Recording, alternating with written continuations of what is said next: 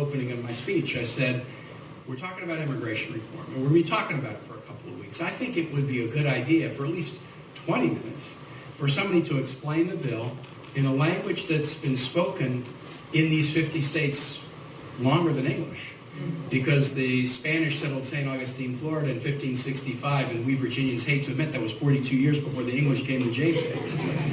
And so this Spanish language, faith, culture connection is so powerful. And to today, 40 to 45 million Americans in their homes, this is the language that they speak. We sometimes forget about this, that nuestras raíces son raíces españolas, nuestras raíces son raíces hispanos.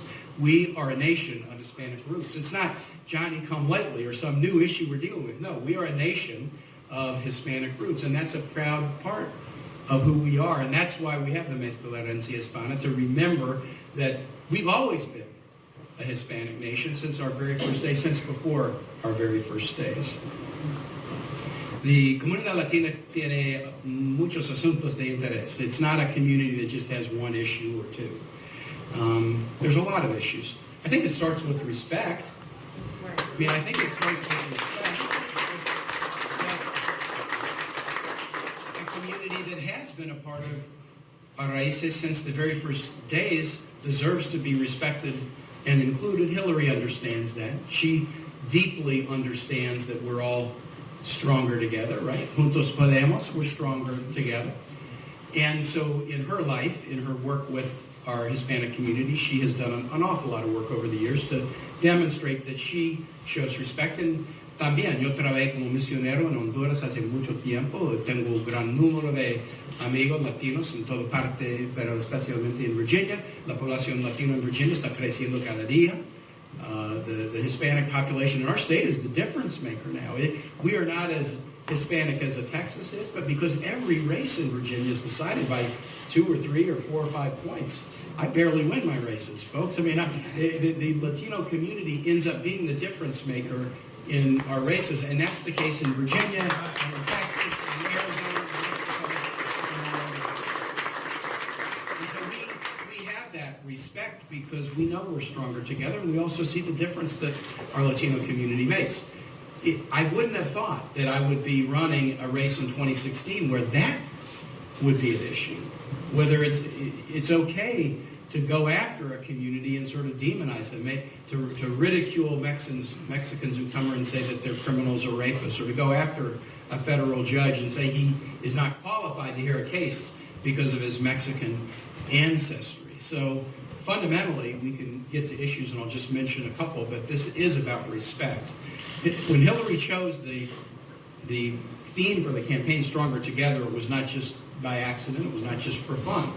We really do believe that we are stronger together. We will build an economy that works for all, not for a few. If we want to be safe and strong in the world, it is about alliances, not about building walls and tearing alliances, but thirdly, it is about respect, and the respect that we need to have, no solo para la comunidad latina, pero para todos. It shouldn't be fair game to go after somebody who has a disability. It shouldn't be fair game to suggest that Muslims should be treated as a second-class religion. It shouldn't be fair game to make offensive comments about women. Igualdad es nuestro valor en este país. Igualdad es nuestro valor.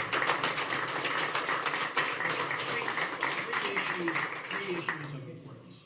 And actually, it's interesting. These are 3 fundamental issues, and they're all issues that Hillary says first 100 days. First 100 days. And the issues are immigration, developing the economy, and education.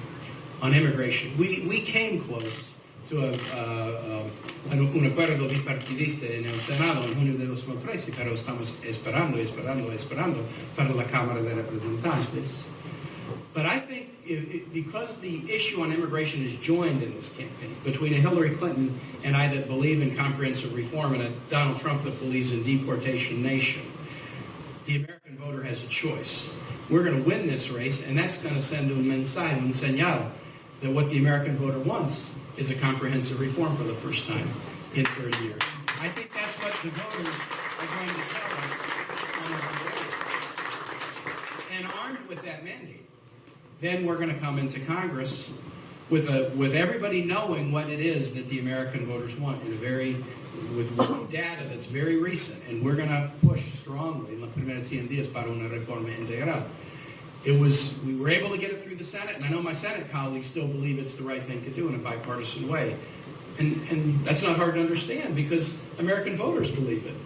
And businesses believe it, and labor believes it, and agriculture believes it, and technology believes it, and churches believe it, and groups that work with Nuevos Americanos believe it. So there is un acuerdo en eso, and we just need to make sure that we send that signal, send that message, and we'll work on it. Second, we want to work on a comprehensive employment and jobs package, the biggest since World War II in the first 100 days of the new administration. And it has some pillars. One, creating jobs through infrastructure, creating jobs through research, creating jobs through manufacturing.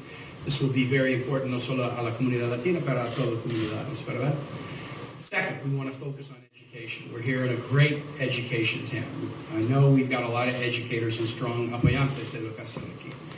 But we know we need to do more in this country with respect to early childhood education, pre-K. We need to celebrate great teachers, and we need to make college more affordable for regular American families. Debt-free college and free tuition for families.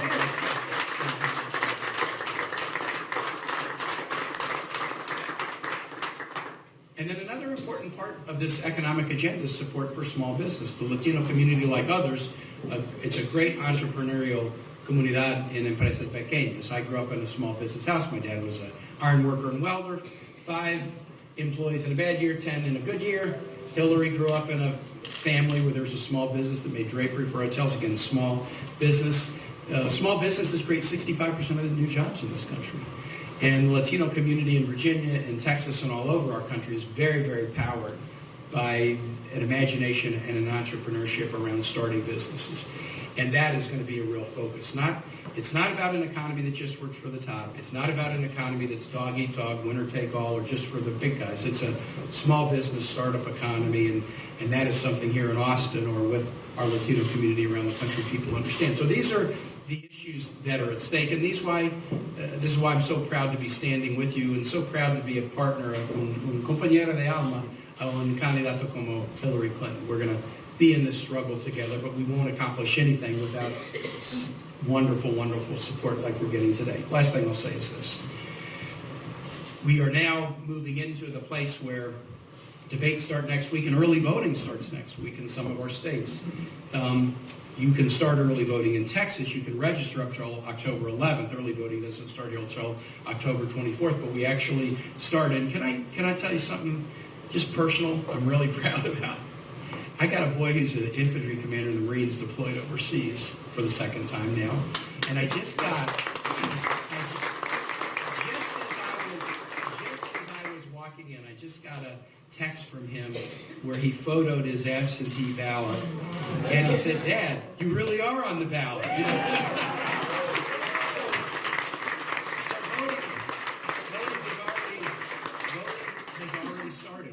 This is going to be the key to it. It's not TV ads at the end of the day. You know, it's not the TV ads that win the race. It's person to person. Even in a nation of 330 million, it's still maybe more than ever as people get tired of the TV ads. It's still person to person. And our local electeds have networks. They had networks before we used the word network, right? And these networks of trust, confianza, con la gente son bien importantes. Entonces, Hillary y yo estoy bien contento de estar contigo, trabajando, luchando hasta la victoria. Mil gracias por su apoyo y vamos a ganar el 8 de noviembre. Gracias.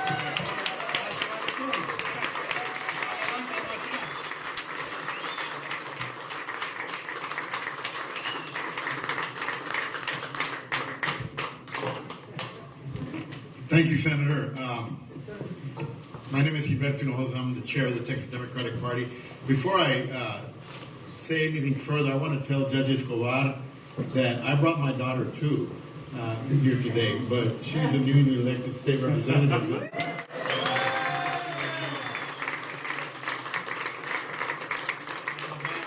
about 8 years ago, my other daughter, who works in Brooklyn with the campaign, she was home for Christmas, and she asked me about that letter that I had written at then Governor Kaine, and I said, nobody ever answered me.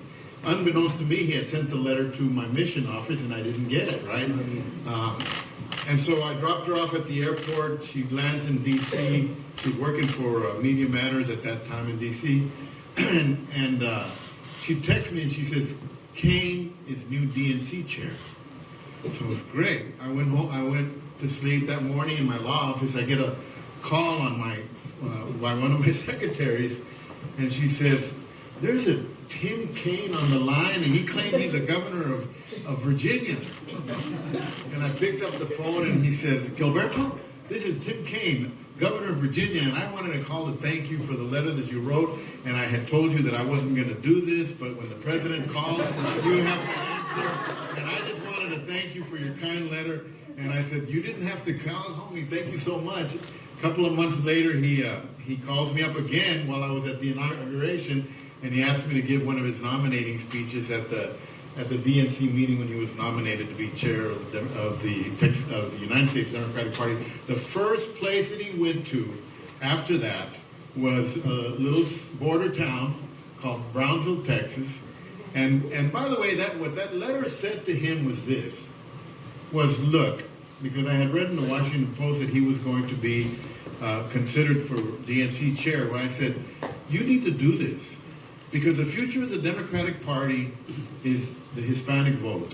Hispanics in the United States will make a difference for our party and will ensure that we will continue to elect Democrats for a long time, and nobody understands this better than you do, because you have worked closely with the Hispanic community in Virginia. You have gotten elected because of that support. You were a missionary in Honduras as a Jesuit missionary, and you understand why it's so important to spend time and efforts with the Hispanic community. I said, and then I said, and then you're the governor of a state. You're a governor of a state where the other two United States senators are junior senators. What are you going to do? And so 6 years later, he would be the vice presidential nominee and vice president of the United States. So I'm proud to be with him here today. As someone who has supported working families all his political career, and before that as a civil rights lawyer and working for families even in Honduras. We are proud to stand with you. We are proud to stand with nuestra amiga, Secretary Hillary Clinton, and we'll be even more proud to call you Vice President and her President of the United States. You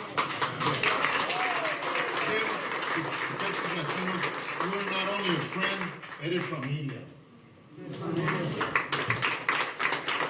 I want to be respectful to the senator's time. He has other events to attend, but he has a moment for a question or two from the members of the media. Senator, I have a question about the debate, if you will. Oh, thank you. Hold on just a second. Let me call on somebody, okay? Mr. Cervantes? Thank you, Senator. You talked about debt-free college, and regarding Latino millennials in Texas, what's your message to them going to school in a state where their Republican state leaders probably are not going to go for some of the new college compact requirements that's in Secretary Clinton's plan? We're going to have hard work to do it, but what we need to do is tell people that debt-free college, other nations do it. I mean, with other nations that have weaker economies, other nations sin los recursos that we have, because they make it a priority. They make it a priority because not only is it good for individuals, but they make it a priority because the more skills everybody has, the better the economy is going to do. And so this is fundamentally a question about priorities. We're talking about this plan everywhere so that when we win, we can say, now we have a mandate to do this. We have a mandate to change priorities and make this investment, and if we do, it's going to be good for individuals and good for the economy as well. And while I won't go into your question about whether the leaders here would support it or not, this is a federal initiative that we're going to push, and we're going to battle it through in the Senate and Congress and make a big jump forward by recognizing that education, we publicly fund K-12 because we know everybody needs that. Well, now we know more. You need something after high school. It could be career and technical, could be community college, could be four-year college, but you need something after high school, and we ought to be making a commitment that students and families aren't crushed with debt on their shoulders. You shouldn't have to mortgage your future to prepare for your future, and that's where we're making our case. Camila? Senador, después de todo lo que se ha dicho de los mexicanos y los hispanos, ¿cree usted que se está dando por dado, por ganado el voto latino? Has it been taken for granted?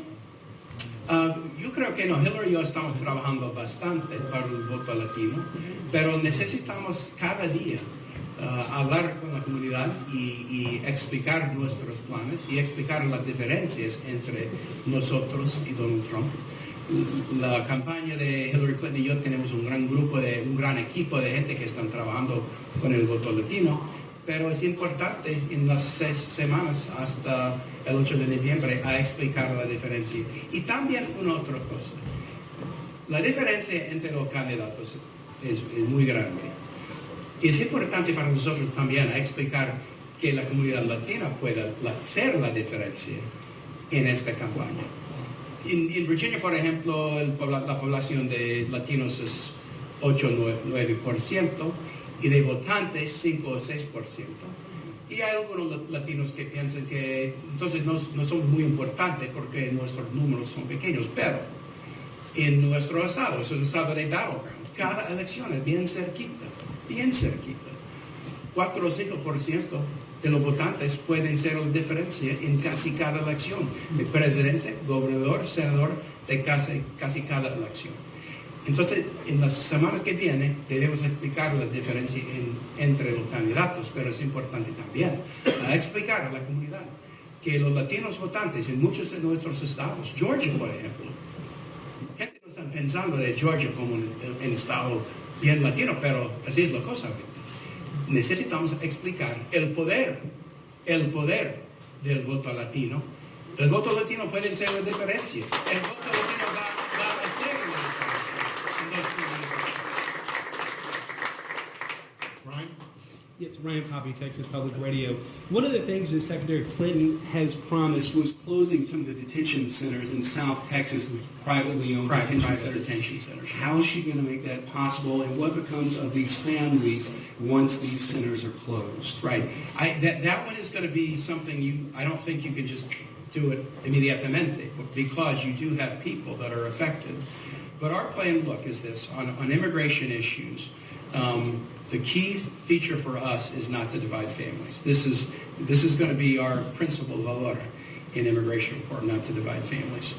The detention centers are obviously largely driven by a population that is coming here from countries and situations where people feel so afraid or so without opportunity that they decide to come here. A lot of this is on Honduras, El Norte Triángulo, Honduras, Salvador, Guatemala. And the situation there is extremely dire. And no parent wants to send their kids away. And no country wants to export its young people, export its future. They would rather maintain a future there. So we will work to close the private detention centers and have alternatives that are más humane. But the thing that is most important is for us to work deeply with the nations of Central America, especially, a desarrollar sus economías, help them develop their economies, help them be more successful in battling crime so that they don't feel a need for their children to leave. In February of 2015, I went to Honduras with Senator Cornyn. President Obama had proposed $1 billion investment in the Northern Triangle to help nations get stronger and safer and economically more vibrant. And that's the real solution. And Senator Cornyn and I went together because I wanted to try to convince him that presidential proposal of the investment in the Northern Triangle made sense. And we had a very good visit there. And at the end of the year, the Senate was able to convince the House that didn't want to do anything to invest $750 million in these countries. Not everything the president asked, but a good investment. And then we followed it up this year too. So the long-term solution is not about detention. The long-term solution is the U.S. taking an appropriate role in helping young people in these countries and their families see that they have a future in their own homes and that they don't need to flee violence and flee poor government. Betsy from CNN. Betsy Blanks. Senator, in light of the fact that we're in his home state, your reaction to Ted Cruz's support of Donald Trump today? Not completely surprised. I mean, I don't know that I have too much to offer it. In one sense, not surprised, but I just can't help but say this. Donald Trump suggested that Ted Cruz's dad was involved in the JFK assassination. Now, we know that that is false, but false isn't, there's not the right word to describe what that is. I mean, it is so outrageously false. And as far as I know, Donald Trump has not retracted it. As far as I know, he's not apologized for it. And so, if somebody said that about my dad, they would never have me as a supporter for anything. That's about all I have to say.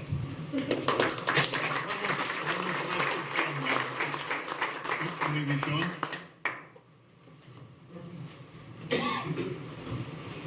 Después de alegaciones de los supuestos correos electrónicos que causaron mucha controversia, muchas personas dijeron sentir algún tipo de pérdida de confianza de Hillary Clinton y también después de las alegaciones de su participación en problemas causados en el Medio Oriente.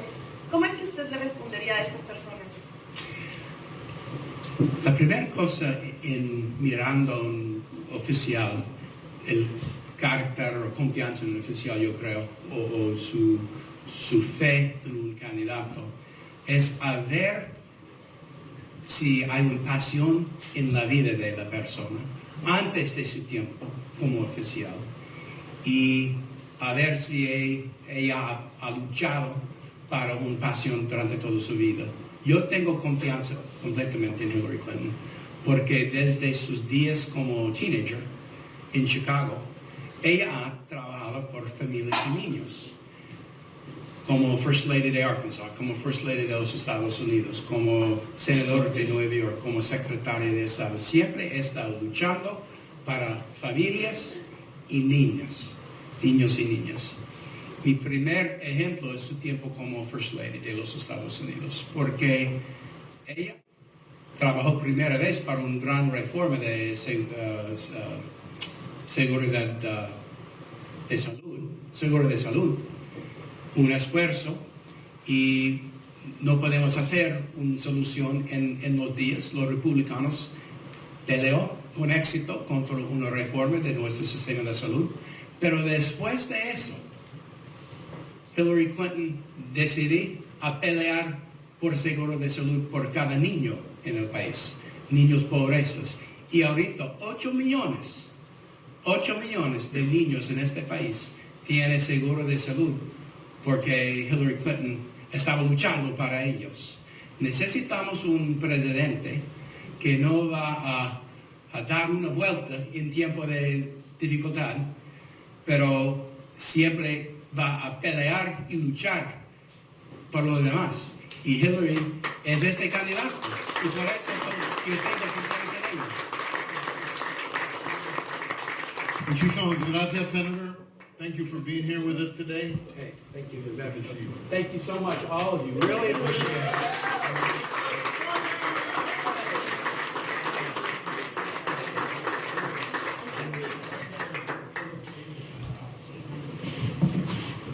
The press conference is not over.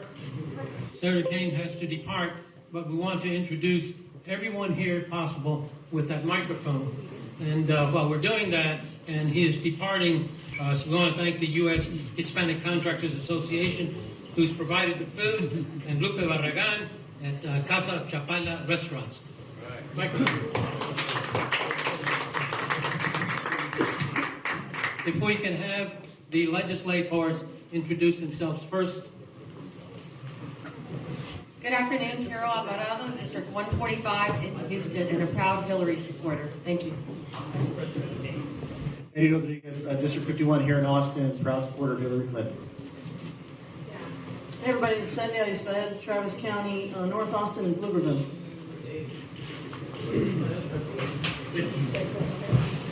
Roberto Alonso, Texas State Representative, Kennedy, Viva Kennedy 1960, Viva Hillary 2016. Steve Gallego, former Congressman from District 23, is candidate for District 23 one more time.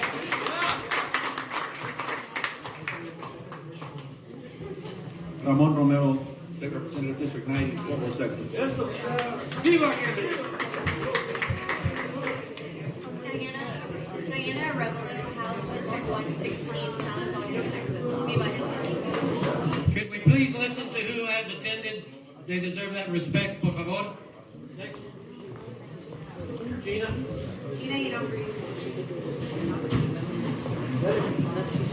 Gina Hinojosa, candidate, Democratic candidate for House District 49 in AISD Board Trustee. Back over there, and everybody, big loud. Deputy Garza, Austin City Council, District 2. Carlos Lopez, Austin Travis County Constable, Precinct 5, 100% behind Hillary and Hook 'em horns. Chair of the Travis County Democratic Party, give them deal.